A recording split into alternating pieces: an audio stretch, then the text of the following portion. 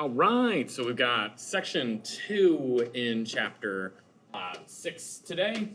This is something called U Substitution, but before we get into U Substitution, we do have some other stuff that we have to do, like I have to introduce to you what an indefinite integral is. You can see, according to what's up here, if you were in person, you would be doing the quick review on page 337. It's actually pretty useful, so just pulling that up here real quick. It's right here under the blue bar on page 337, evaluating definite integrals, being able to do that, finding dy dx, that is hugely important. What we are talking about today, the U substitution, is a way for us to undo the chain rule. So when we're looking at all of these problems in numbers 3 through 10, those are just chain rule problems. So do those, you can look up the answers for those, and then we will proceed. So looking a little bit further down here, would have had a homework quiz if this was in class, but it's not. So here we have the family of all antiderivatives of a function f of x is the indefinite integral of f with respect to x and is denoted as the integral of f of x dx. I will point out that I did kind of say this in the last video and probably emphasized it in class yesterday, but an indefinite integral is you take a definite integral and you take away the limits from it. If capital F is any function such that capital F prime of x equals lowercase f of x, then the integral of f of x dx is capital F of x plus c, where c is an arbitrary constant called the constant of integration. Again, we have a typo here. I am not going to blame this on myself. I'm going to blame this entirely on somebody else. That e should not be there. It's not integration, it's integration. All right, so basically what we're trying to say here is if you see an integral symbol without any limit on it, that is actually how we write out the antiderivative. All right, so now you're keyed into the big secret that anti-differentiation is not actually a word. It's called indefinite integration. So looking right here, we want to evaluate the integral of 3x squared minus cosine of x dx.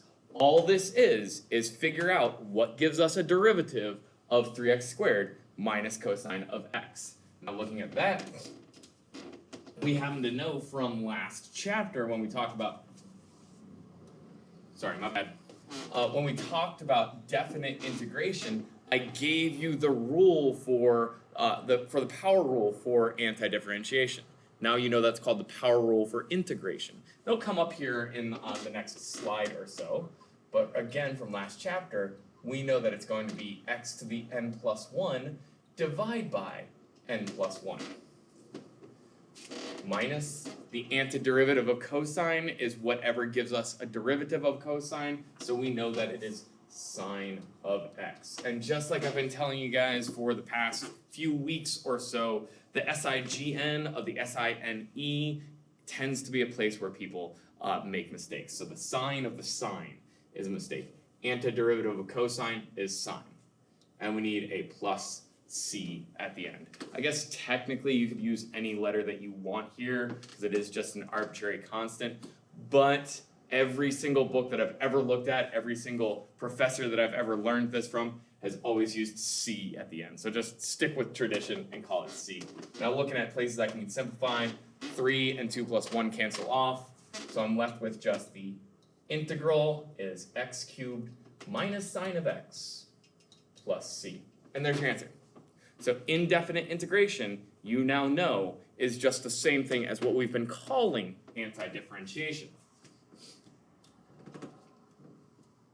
Yeah, okay, cool. All right, now we've got some properties that we can use for the indefinite integration. Properties of indefinite integrals.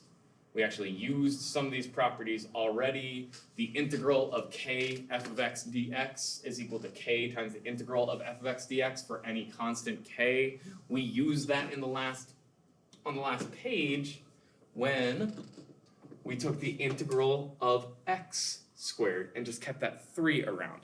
That was the constant multiple rule over here. We also used the sum and difference rule. The sum and difference rule is the integral of a sum of two functions is the sum of the integral of those two functions. Same thing with differences.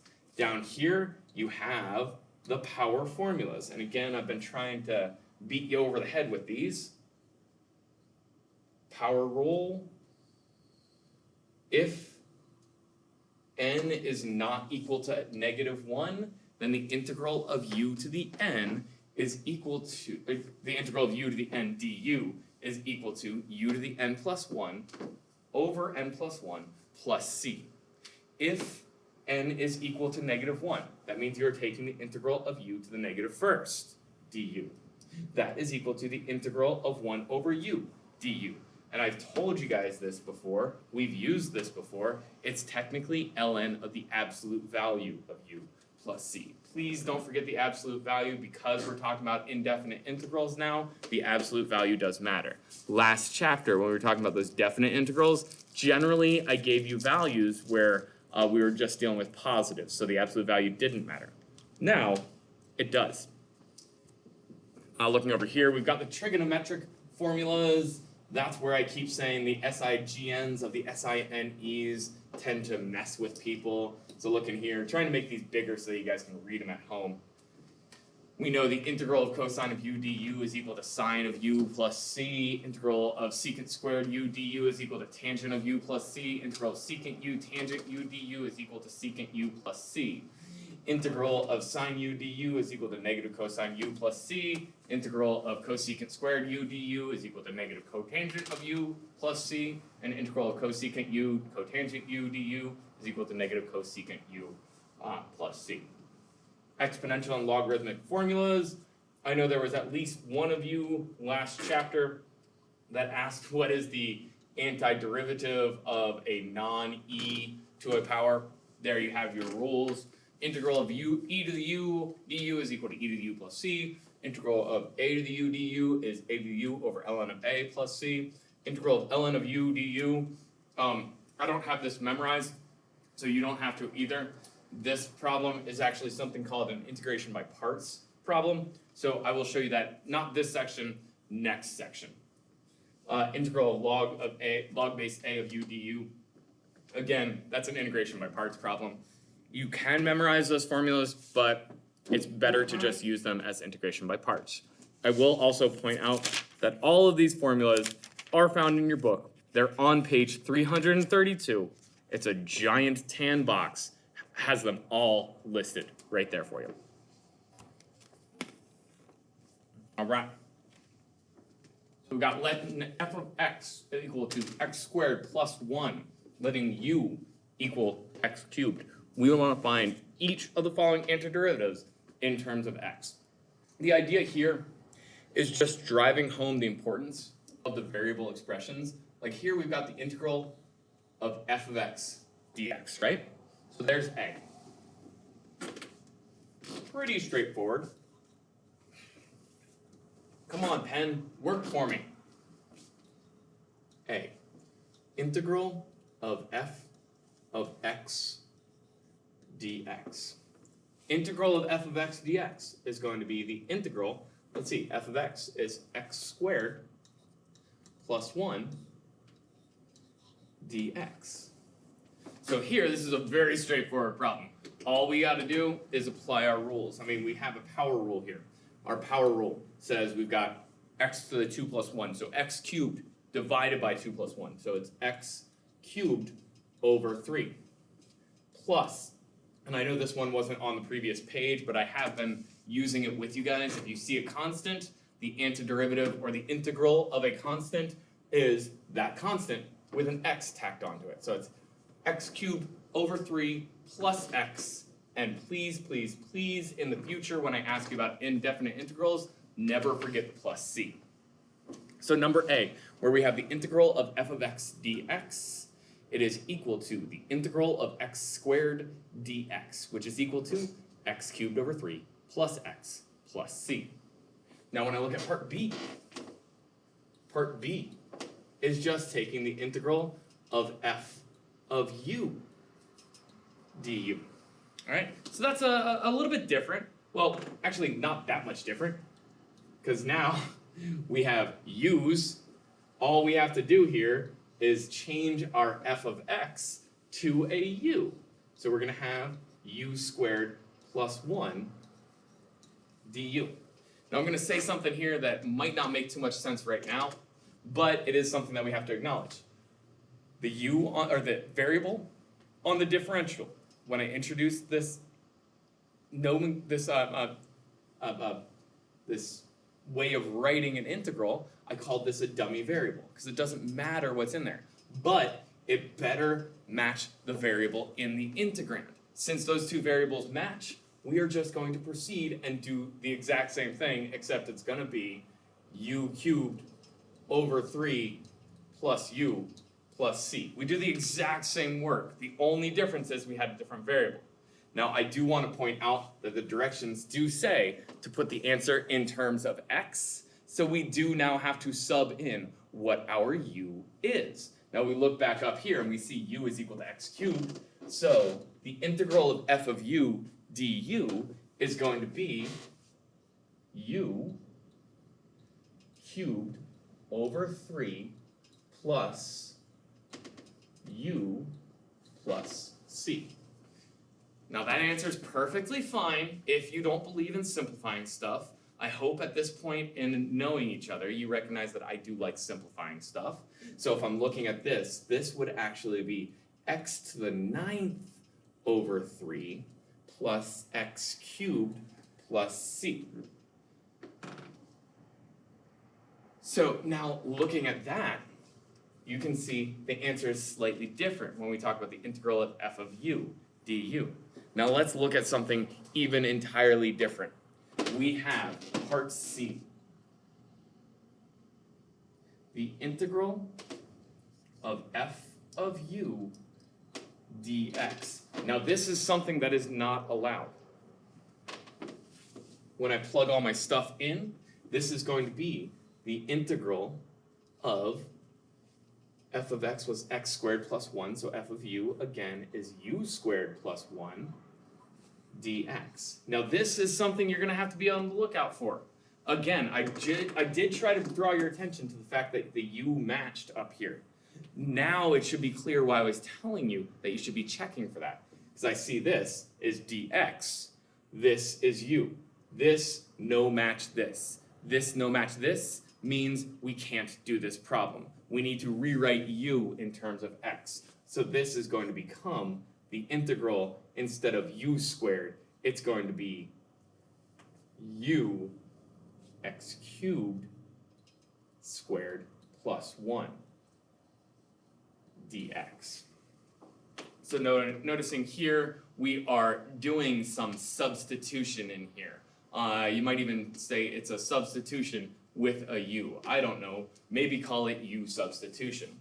Now, when I want to take the integral here, I don't know how to do the integral of a composition of functions, so I'm going to call that x to the 6th plus 1 dx, and now I can use my power rules. I can now do my power plus 1, so x to the 7th over 7 plus an integral of a constant is said constant with the variable after it plus c. So again, I would like you to appreciate the difference between the three setups here. F of x, dx, f of u, du. The operations there are identical, but because the problem says put it in terms of x, we need to do some back substitution at the end. Now the big deal here is when you have integral of f of u dx, no matchy, means you cannot follow the rules. The dummy variable has to match the variable of the integrand. All right, so that doesn't look too picky, but let's see where this goes. Yeah, okay, problem's right, yeah, okay, whatever. All right, so sometimes integration looks really difficult. So if we have a composition of functions as the integrand, that really throws us for a loop because we know we are trying to undo the rule that we have to use for composition with differentiation. The rule for compositions of functions with differentiation was the chain rule. So one way to get around doing this stuff is to kind of unchain the integrand. So looking here, I'm looking at the integral of sine of 2x. If I was to find the antiderivative, the integral of sine, I know that that is going to be negative cosine. My input is going to stay as that 2x. But if I was to go and redifferentiate this, I would have to have an additional factor of 2 that is there. I want to cancel off that factor, so the unchaining that I'm going to do here is going to be dividing by that factor to kind of knock off that chain. So I can see that the integral of sine of 2x dx is going to be negative cosine of 2x over 2 plus c. An alternate way of writing this would be negative 1/2 cosine of 2x plus c. But either way, that's what we have if you are unchaining. I will say that this is a horrible way to try to do an integral like this. Unchaining takes a lot of thinking through. Sometimes it's kind of obvious. If it's obvious, go for it. But not everything in life is obvious, so we have to go for other options. The other option that we have is called U substitution. So bear with me while I give you all of the steps for U substitution.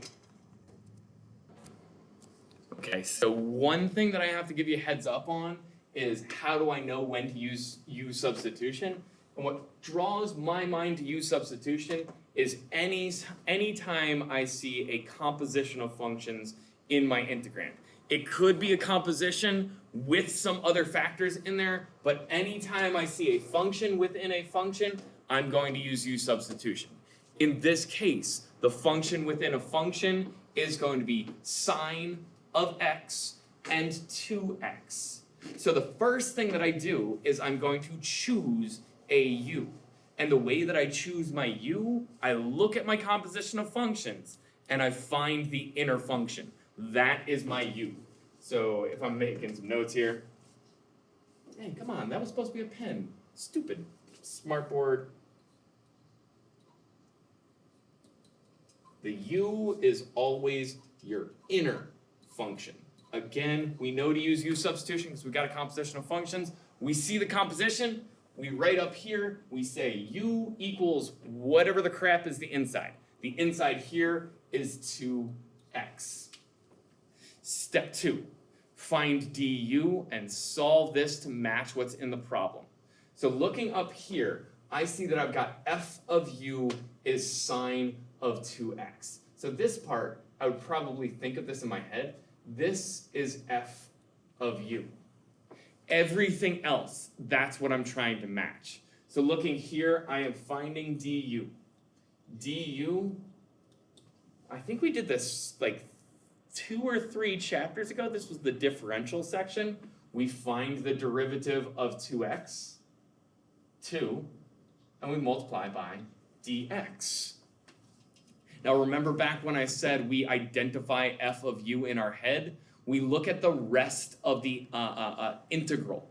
After the integral symbol, we have f of u and some other stuff. The other stuff that we have here is dx. Noticing in this problem, I do not have dx isolated. What I want to solve for up here is just dx. To get that, I divide by 2 or multiply by 1/2. So this is going to be 1/2 du is equal to dx. I have now solved to match what is in the problem. Again, solve to match what's in the problem. Maybe we can clear this up a little bit. Other than f of u. All right? Next thing that we do, we're going to substitute in. Hopefully it's pretty. What I mean by pretty, I mean hopefully all the variables match. Hopefully there's nothing too scary about it. So what I'm looking at here, this is going to be the integral. Sine is still going to stay here because remember, sine of 2x is f of u. What I'm going to do is change my 2x to u. So basically, I'm changing everything to be in terms of u. Times, I get over here, and that dx, the rest of the problem, other than f of u, is equal to 1/2 du. Now that looks pretty to me, especially if I consider my constant multiple. I can move it wherever I want to in this problem. I've got commutativity of multiplication. I've got the constant multiple rule for integrals. So I can say that this is the same exact thing as 1/2 times the integral of sine of u du. Okay, now we do the calculus step. The calculus step is integrating. We can go back to the rule sheet that we had. Again, it was on page 332 if you want to look at it in your book. But I know what gives me a derivative of sine. What gives me a derivative of sine is negative cosine. So this becomes 1/2 times negative cosine of u plus c. All right, so I can just fancy this up a little bit. This becomes negative 1/2 of cosine of u plus c. Just make it a little bit more readable. And now we have to do that last step of back substituting the u. It's just like that last problem that I showed you where we had the f of the u and the dx. The problem is set up in terms of x. Our answer better be in terms of x. So this is going to be negative 1/2 if only I had any clue what u was. Well, I go back way over here and I can see writing it down actually helps me out because now I can see u is equal to 2x. And there, that's U substitution. I will point out, this answer is the same as this answer right here. Which way is better to do it? I don't know. Better is a subjective term, and one of the beautiful things about math is it's not subjective. It is an objective course. So all I can tell you is both of these are ways to do it. The best way to do it is the way that pops out to you and makes more sense. This is the only new skill we have today, is U substitution. It can be difficult. All right, so here's another U substitution problem. Look at how quickly that jumped over to the other side of the screen. Oh my gosh. Down here, this is called U substitution, in case you hadn't picked that up when I was calling it U substitution repeatedly. So again, we're going to follow the steps. Step 1. We find our composition of functions and we declare our U. So here I can see I have a little bit more than just a composition of functions. So I know that I have some choices here, but x squared is not a composition, right?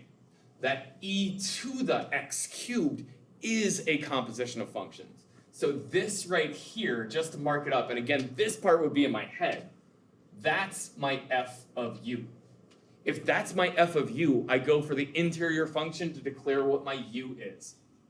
And this is honestly one of my favorite jokes. I often say, I hope an English teacher is standing outside of my door when I scream this next question. What is u? So I want them to just burst in and be like, what are you? And then I can say, nah ha ha, I know English more gooder than you do. But anyway, u is my interior function. I've got e to the x cubed. The being the to the, that's my u, x cubed. So now I find du. Du just means find the derivative of x cubed and tack on a dx.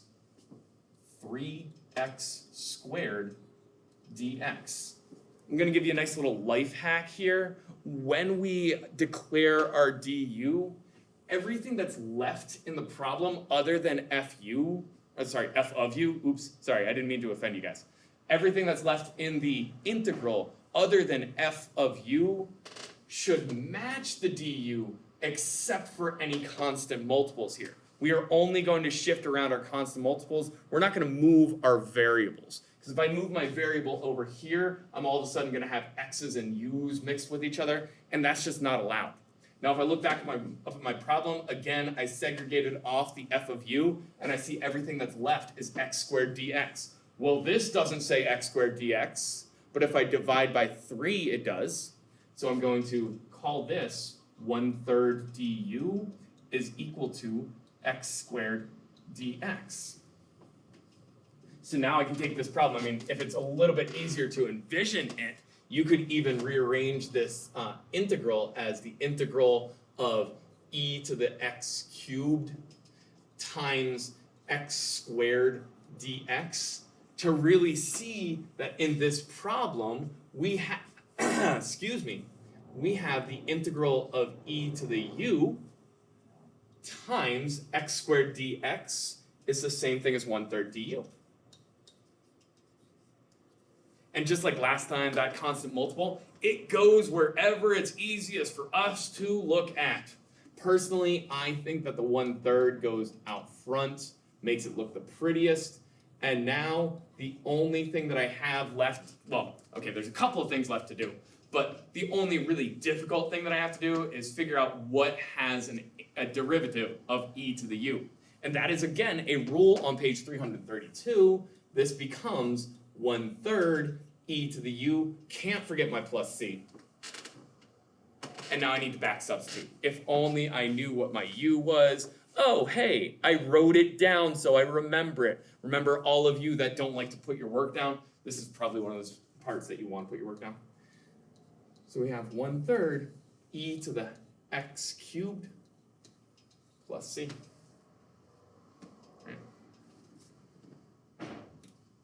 Now I am kind of like tearing through these, trying to be as deliberate as possible in explaining why I'm doing certain steps, but this is difficult to do.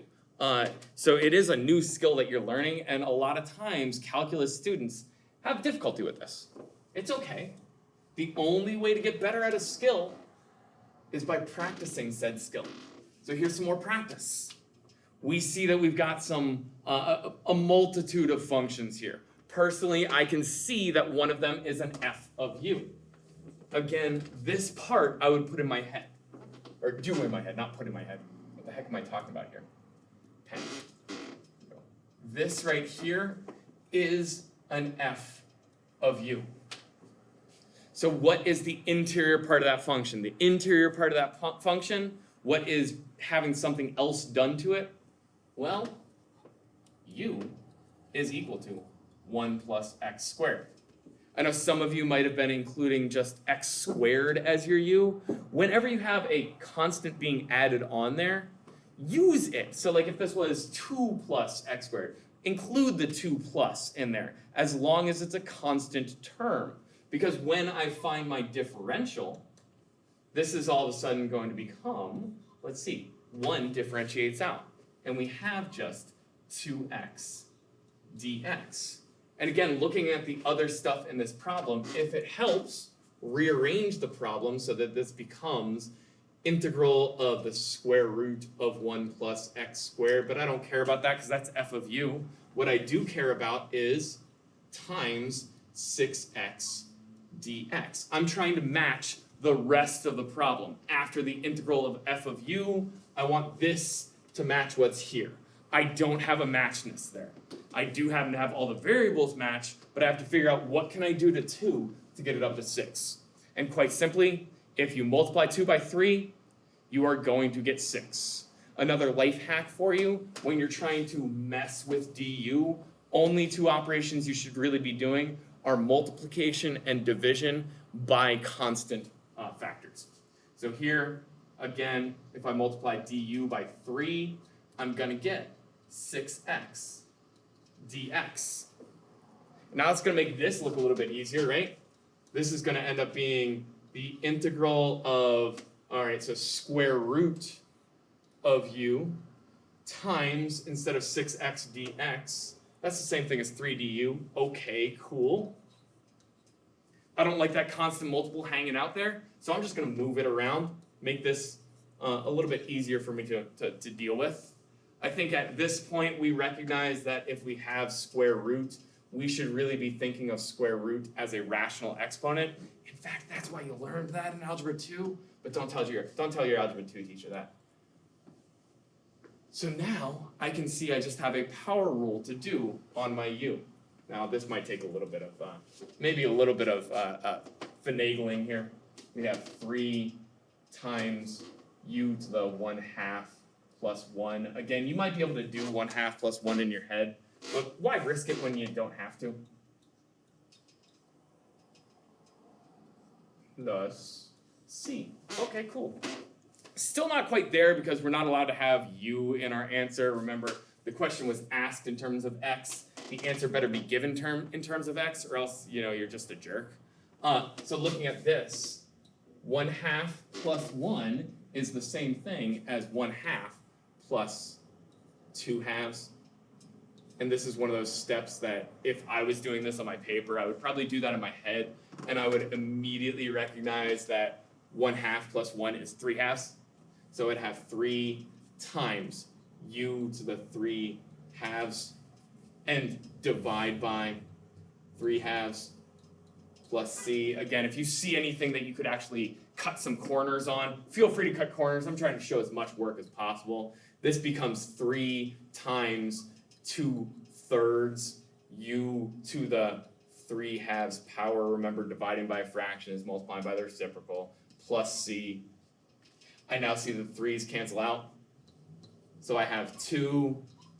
I'm going to back sub in this step because now u is my last step. I might as well plug it in. So u, if only I knew what u was. Oh, hey, because I'm keeping track of my work, I know what u is. U is x squared to the 3/2 power plus c. There's your answer. Now let's say I didn't know that this was my answer. If I wanted to check to see if this was in fact the correct answer, my check step, because this one is a little bit harder than the other ones. The way that I can check this, I can go back, and if I have the time, I can find the derivative of 2 times quantity of 1 plus x squared to the 3/2 power plus c. What this should be when I take the derivative, it should be 6x times the square root of 1 plus x squared. So look in here. I know that constant multiple is going to come over.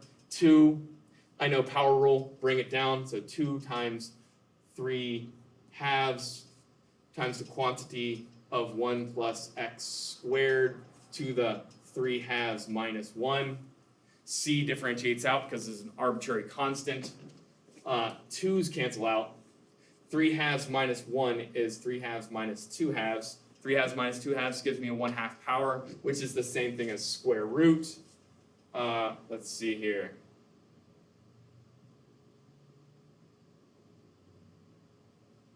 Oh, I forgot my chain. My chain here. Derivative of the inside would be 2x. 2 times 3 gives me that 6 with the x hanging out after it. So I can see that indeed I do have the right answer. But yeah, there's my answer right up here. Let's see how much more fishy we can make these problems. Yeah, okay. Hey, look, I even did the, did I do the check? No, I didn't do the check stop here. Oh my gosh. Okay, so this is a little bit of a tricky kind of situation. You don't really have to be able to do this, so I'm really only going to do one of them. This is called trig substitution. If I have sine cubed of x dx, I could change this into the integral of sine squared x times sine of x dx. So this is a situation where you could start adjusting stuff and look for different things that you could do. Well, sine squared, I happen to know, is the same thing. Just remembering from last year, I have a trig identity where sine squared plus cosine squared is equal to 1. So sine squared is the same thing as 1 minus cosine squared x. Still times that sine of x. So if I was able to adjust that problem from number A, I could actually get it into a U substitutionable kind of problem, where in this case my U is going to be 1 minus cosine squared of x. Oopsies.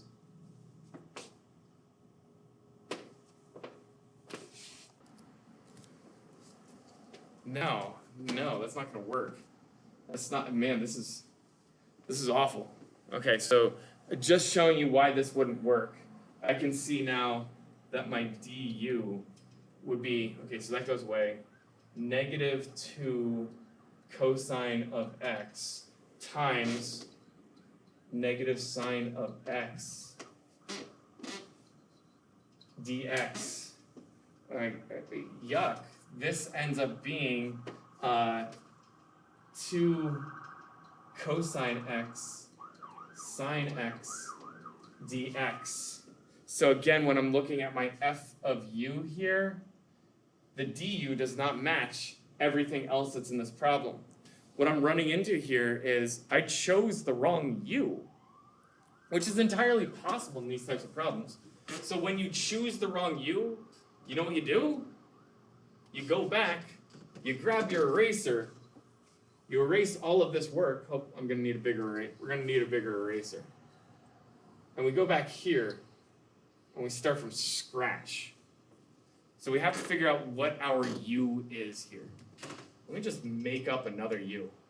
A lot of times this is just an artistic way of doing it. Like it's more of an art than a science. So look at here. Let's try calling cosine of x our u. So if that's the case, then this right here is my f of u, right? So I'd have 1 minus u squared if I was looking at that. Well, my du then would be negative sine of x dx. Okay. Well, I have positive sine of x dx. So I could just call this negative du is equal to sine of x dx. So I can mess with this problem, and I can get this to be the integral of 1 minus u squared times sine of x dx is negative du. Okay, so negative du. Let's just shift that negative sign wherever the dang we want it. So this becomes the opposite of the integral of 1 minus u squared du. Okay, looking a little bit better because now this is just straight up applied power rule. Okay, this is going to be negative quantity, tack a u onto that 1, so u minus u cubed over 3 plus c. Okay, cool. That's not too bad. I mean, this ends up being negative u plus u cubed over 3 plus c. If only I knew what my u was. Oh, heck, I know what my u is. It's cosine of x. So this ends up being negative cosine of x plus cosine cubed of x over 3 plus c. So again, that's something called trig substitution that AP never really asks us to do, but it's still a fun exercise, and it gives us some exercise in or some practice in choosing our u. And it even led us into a situation where we chose the wrong u, which is not a bad thing to do. You'll see tomorrow when we're in class that in some of our practice problems, we're going to choose the wrong u, and that happens. We're not going to do B. If you want to see B, there's some of it. Whatevs. But I do want to point out how easy a problem is to do a definite integral if we're talking about U substitution. Now, first off, this is a definite U substitution problem because I've got a composition of functions here. The composition of functions in this case happens to be putting something in the denominator. So here I'm just going to experiment with what my u is. In this particular problem, I'm considering the x squared minus 9 to be my u. So the over x squared plus 9 is going to be f of u. The rest of the problem is x dx. So again, my u is x squared minus 9.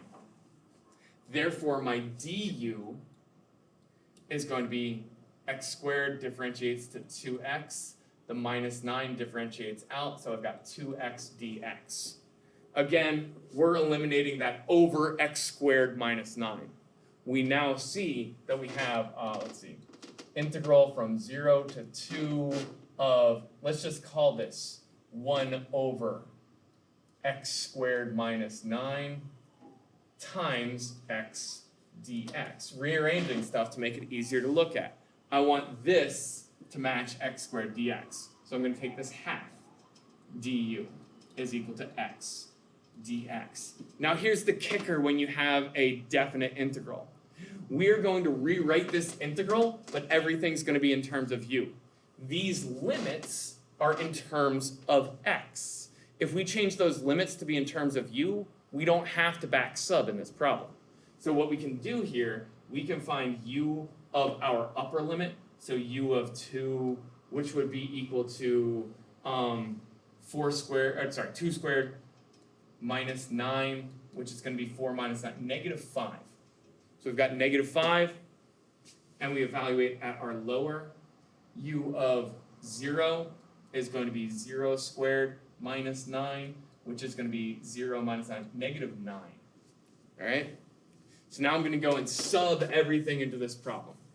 This is going to be the integral. Instead of 0, my lower limit is now going to be negative 9.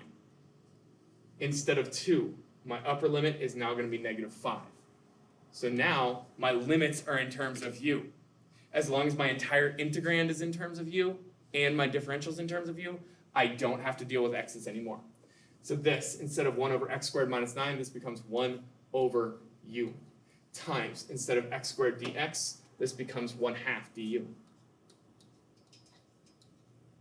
And I don't like having the 1/2 in there, so I'm going to call this 1/2 integral from negative 9 to negative 5 of 1 over u du.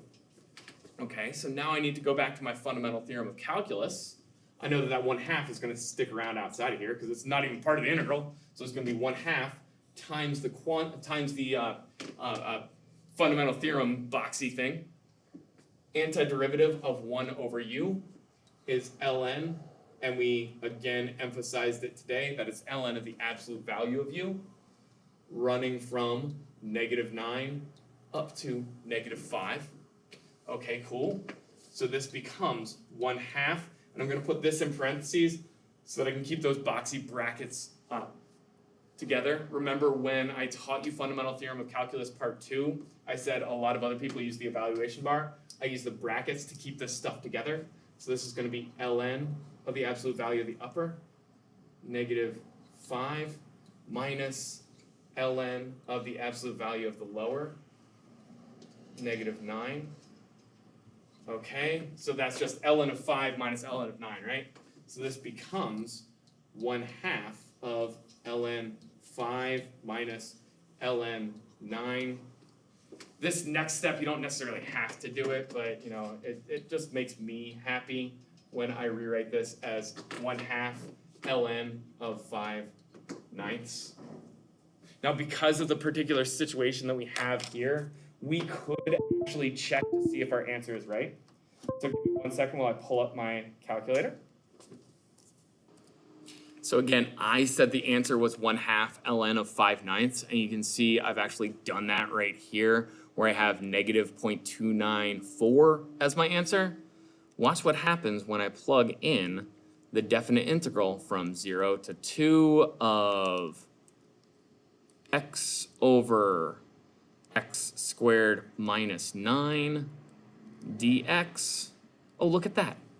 It's the exact same answer. And again, one of my favorite tricks of using my calculator is just to say, look at that. I did it myself, and then I asked Idiot Machine, and Idiot Machine gave me the same answer, which is pretty cool. All right, now I think that was all I have for you today. Let's keep our fingers crossed that we ain't got no mo. And we don't. There is something on here that says there will be a short indefinite integral quiz next class. We have short quizzes every class. So yeah, there's still going to be a quiz next class. I will see you guys tomorrow.